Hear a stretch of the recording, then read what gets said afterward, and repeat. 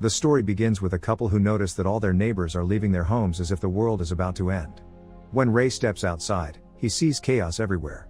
He has no idea what is happening, but as a precaution, he decides to leave the city with his family, just like everyone else. On the way out, they notice that all the people who were leaving the city are now turning back. Because of this sudden confusion, Ray's family gets stuck in traffic. Soon, they see that the road leading out of the city has been completely blocked by the military.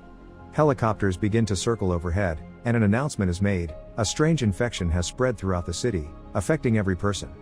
The announcement requests everyone to return to their homes immediately. Ray then realizes that their city has been isolated, all connections and routes to other cities are cut off. While the family tries to understand the situation, a rock-like object falls from the sky, creating a huge cloud of smoke. Soon after, fighter jets appear in the sky and begin bombing the city. Ray and his wife Beth understand that the military is not trying to save the people but to destroy them. If they had returned home as instructed, they would have been killed. As the jets start bombing the streets, Beth takes her family and runs toward a nearby hill to save their lives. They find an old school building there. Because of Beth's quick thinking, the family avoids the bombings just in time. Before the jets can notice them, they break open a bunker door and hide inside.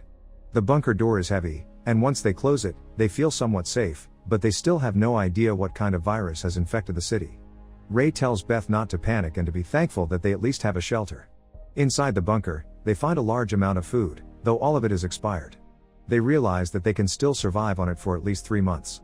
While Ray talks about this, Beth seems lost and worried. She has a cut on her hand from closing the bunker door and fears she might be infected. Ray comforts her and assures her that nothing will happen. They light candles to brighten the dark bunker. Life inside feels completely different from the world outside. Weeks pass. They spend their time playing games and eating expired food. Ray and Beth try to stay calm, but their daughter, Zoe, becomes increasingly restless. She asks how long they must stay there, but Ray has no answer. He distracts her with comforting words.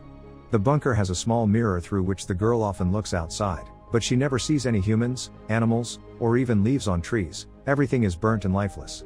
One day, frightened, Zoe asks her parents if they are the only ones left alive. Ray gently calms her down, closing her eyes with his fingers and saying that their friends must also be hiding somewhere.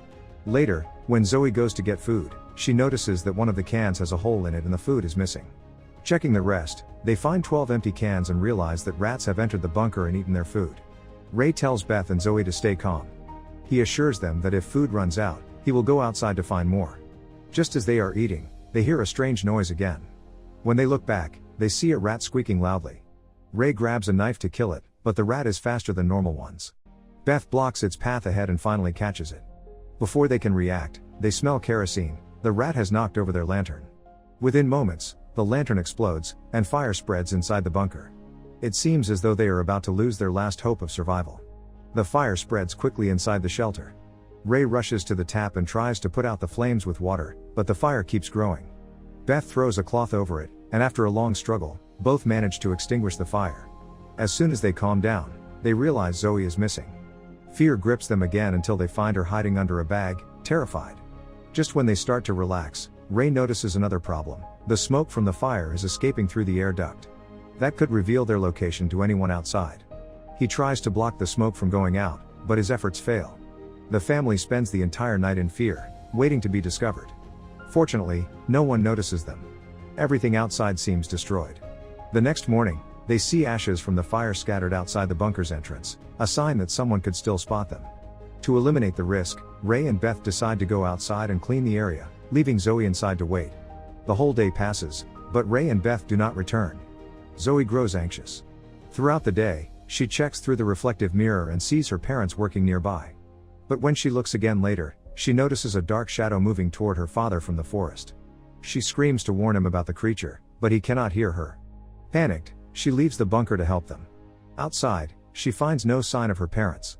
Fear takes over as she thinks the monster might have caught them. She calls out for them, running in every direction. Suddenly, 2 hands grab her from behind. It is her mother, who quickly covers her mouth to keep her quiet. Her father is also there, both hiding because they have seen the creature too. As the monsters pass near the bunker door, the family quietly slips back inside. Ray secures the door again with chains, but fear does not leave them. Heavy footsteps echo from above the bunker. Zoe begins to cry in terror. Beth holds her close and whispers that nothing will happen, as long as they stay inside, they are safe. Ray, seeing his daughter losing control, kneels beside her and gently closes her eyes with his fingers. He reminds her that noise attracts the creatures and that a single sound could cost their lives. He tells her to stay calm and silent. Suddenly, the footsteps return, louder and closer. The sound moves over the ventilation duct and stops right in front of the bunker door. Sweat forms on Ray's forehead. Then, the bunker door begins to shake violently as something pounds on it from outside. The chains start snapping one by one. The monsters have found their shelter and are moments away from breaking in. Before the last chain breaks, Beth grabs the remaining chain and uses her weight to hold the door shut with all her strength. But the monsters are far stronger. Despite her efforts, they manage to open the door. From the darkness outside, two glowing green eyes appear. The family cannot see anything else. Fear freezes them completely. Before the creatures can enter, Ray quickly breaks a pipe, bends it, and wedges it into the bunker's door handle, managing to seal the gate. As the bunker closes, the family finally breathes a sigh of relief. Soon, the sound of footsteps fades away, but Ray's hands still tremble with fear. Everyone realizes that the danger outside is no longer just from the military, which is ready to kill anyone, but now the world is also filled with terrifying monsters. Survival has become harder than ever. Ray fears that once the monsters have seen their bunker, they might return again. At the same time, more rats start appearing inside, eating away at their remaining food. While the family discusses their next step, they suddenly hear multiple footsteps again. Before they can react, several monsters force open the bunker door and throw it aside. A horrifying sight greets them, countless pairs of glowing green eyes staring in the dark. Ray can no longer close the door, so he quickly lights a fire at the entrance to keep the creatures away. But soon, the flames start to fade, and the monsters begin descending toward them. Zoe notices a hidden escape route through the ventilation duct. Ray opens the grate and, risking his life, helps his daughter and Beth climb out first. When he tries to escape himself, he gets stuck in the narrow duct. The monsters are only a few steps away, and one of his arms is already broken. Beth desperately tries to pull him out, but one of the monsters grabs his leg from below and drags him back. Beth and her daughter watch in horror as Ray shouts for Beth to save their child and run. Beth takes Zoe and runs for safety, only to find all the paths blocked. Suddenly, the sound of helicopters fills the air. A bright light shines down on them, and within moments, a net drops over both of them. Soldiers approach cautiously, realizing that they are not monsters but humans. Still, instead of rescuing them, the soldiers draw blood from their necks to test it. The blood turns black, proof that they are also infected with the same virus spreading through the city. It becomes clear that the infection is airborne, leaving no one in the city unaffected. There is no cure, no medicine, and the military has orders to kill every infected human to prevent further spread. The soldiers prepare to execute both Beth and Zoe. In anger and fear, Beth screams, and her appearance begins to change. Her veins darken, and her eyes turn monstrous. Before anything happens, blood splashes across her face. One of the soldiers is suddenly attacked from behind. The attacker is Ray, who has survived but is now transformed into a monster himself. Soldiers open fire on him, and after a violent struggle, he dies, sacrificing himself to save his family. Using this moment, Beth grabs Zoe and runs into the darkness. Hiding in the shadows, Zoe starts crying as she watches her mother, now fully transformed into a monster. A soldier soon finds them, and seeing him triggers uncontrollable rage in Zoe. Her veins also darken, her eyes turn wild, and she transforms into a monster before attacking and killing the soldier. Beth struggles to calm her daughter. As Zoe's anger fades, both start turning back into their human forms. It becomes clear that they had been infected from the very beginning, but their transformation only appeared when they felt extreme anger. Meanwhile, the soldier attacked by Zoe begins to mutate as well, but Beth ignores him and takes her daughter back to where Ray lies. Despite being shot multiple times, Ray is still barely alive.